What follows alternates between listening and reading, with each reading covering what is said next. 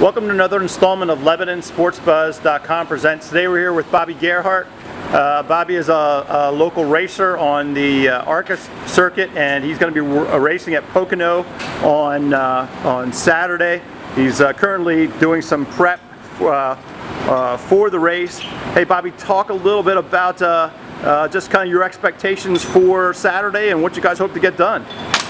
Well, actually, if it looks like we're behind, it's because we are, basically. We didn't get off past our restrictor plate races this year. We haven't really had the best of years. Lost a couple good cars early in the year. Probably our best one being at Pocono, the first Pocono, and throttle stuck going into turn one. To be honest with you, after that, there were so many races in a row consecutively. We were just trying to make what we think is a good car better. We spent a lot of time with this particular car. The last two times I ran it, updating it with picking the front snout up for some clearance purposes, and just got a little bit more involved than what we anticipated. Although we're down the stretch right now, and going to begin to do our final setup, and I just slid the motor in. We're going to leave here, go on the chassis dyno, come back and begin to set this thing up. And basically, Jeff, what you do is try to maximize your aero footprint by getting as much attitude in the car as you can. So clearance is something you really got to maximize. It doesn't really sound like a quarter inch could be a lot. However, if you travel at them speeds, it ends up at a couple hundred pounds of downforce. If you don't put the right marriage together of that, simply what happens is you have the wrong spring rate combined with the aero package that you have. So you're really trying to maximize the aero footprint of the car at the same time put the softest setup you can in to enhance that whole package. Sounds pretty simple, but it's far from that. Hey Bobby, they call that place the Tricky Triangle. You certainly had your run-ins with it over the years. Just your recollection of running at Pocono over the years. Well, what's happened over the years and what it is right now are completely different. It's gone from a racetrack that had a tremendous amount of character by different grooves and maybe not the smoothest place in the world. However,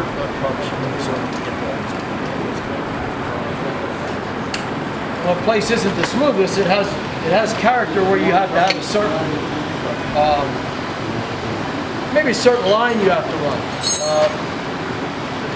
Combine that with the ability to have a lot of horsepower.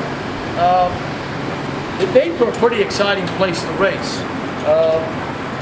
What's happened now, the place is super smooth, and because it's super smooth, the new rules have taken 150 to 175 horsepower away from the cars, which has pretty much turned this place into a restrictor plate type of race with downforce characteristics.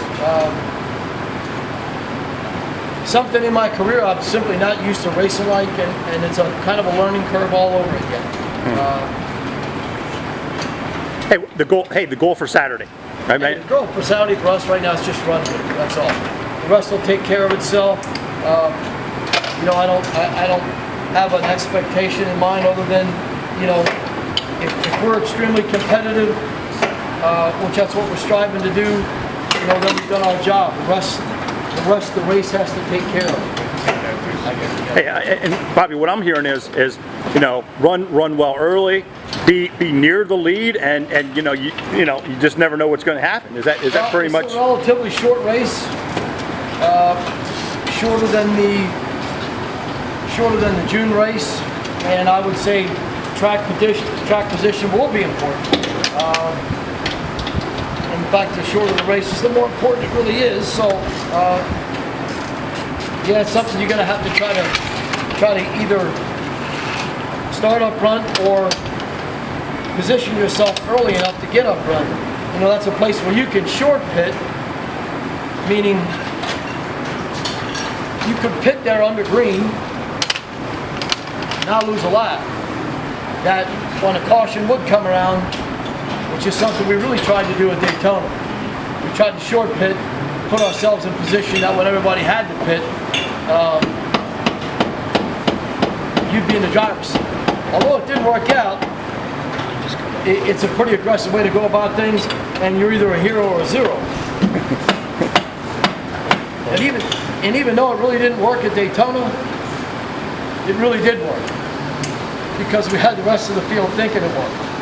And that caused everybody else to pit out of their sequence, and then consequently everybody ran out of gas, and we didn't.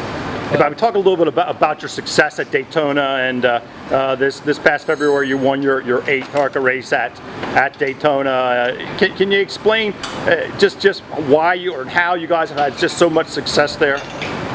Well, it's like anything else. We got in a pattern of I think there's a combination of factors. Many years ago, I just got started on a program when I had the resources to invest in a multiple engine program. The rules kind of grew into a position where they went my way, so to speak, and that's rare to happen. But in that capacity, what it allowed us to work on was simply get the cars right. And you know, for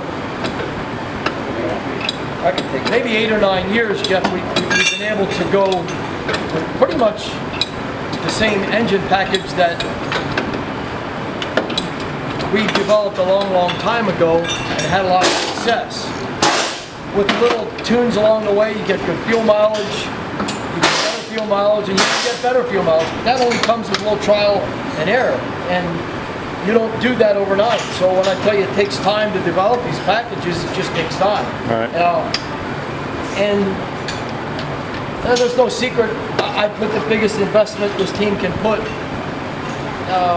into a speedway program, and I've got 9 super speedway cars. Not every one we build is a fantastic one, or has been. They seem to all be little projects of their own. The car that we just won back to back with, right out of the box, was really not a real good car. It took almost a year and a half of 3 or 4 test sessions for me to be comfortable with it and feel comfortable enough to race it. We built 2 brand new cars after it, none of which I like, and you see how it goes. Right, right. But we won 8 races with 6 different cars.